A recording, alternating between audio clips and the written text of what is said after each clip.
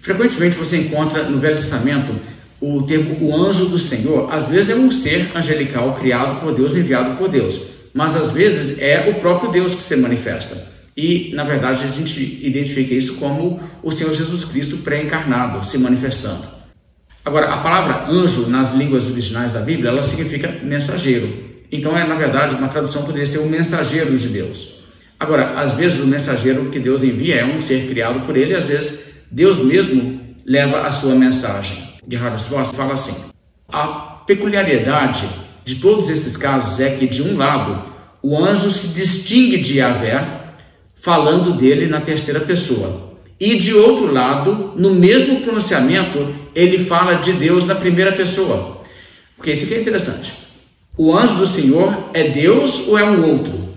O que você vai notar em algumas passagens onde o anjo do Senhor é Deus, é que ele fala de Deus como terceira pessoa, mas ele também fala de Deus como sendo primeira pessoa, sendo ele mesmo. E vamos ver então como que isso acontece. Em Gênesis 22, verso 11, naquele momento em que Abraão iria oferecer o Isaac como sacrifício, o anjo do Senhor que interrompeu. E veja o que diz o texto.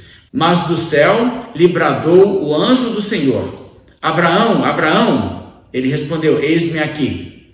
Então lhe disse: não estendas a mão sobre o rapaz, e nada lhe faças, pois agora sei que temes a Deus, porque não me negaste o filho, o teu único filho.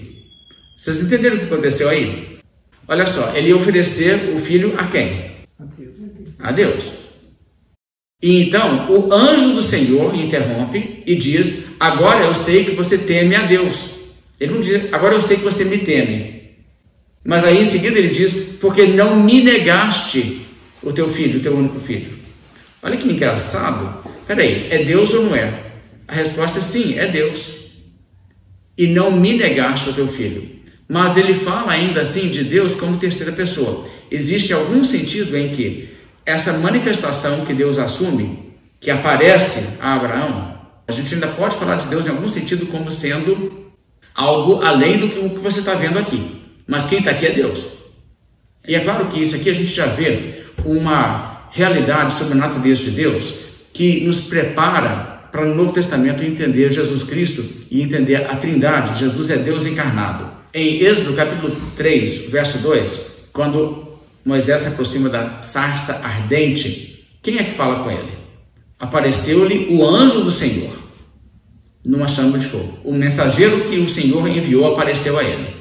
Ok, quem é que está ali na sarça? É um anjo? É Deus que está ali.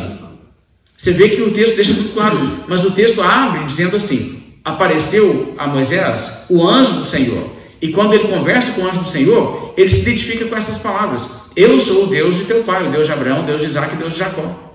E ele reconhece que, olhando ali para a sarça, o que se manifestava ali era a presença de Deus. Não era um ser angelical, mas é chamado de um anjo do Senhor. Se o anjo enviado fosse ele mesmo alguém que partilhava dos atributos da divindade, então ele poderia se referir a Deus como aquele que o havia enviado e, ao mesmo tempo, falar como Deus. E em ambos os casos haveria realidade por trás disso. As duas coisas são verdade. Ele foi enviado por Deus, então existe um sentido em que Deus é aquele que envia aquele que está ali, mas também é verdade que aquele que está ali é Deus. Mas olha o risco se a gente olhar aquilo e pensar: então eu sei como que Deus é, eu vi ele desse tamanho.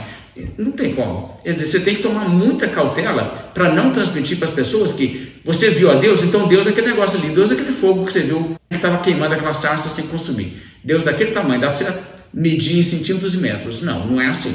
É muito importante entender que aquilo que você viu, Deus enviou para comunicar com você.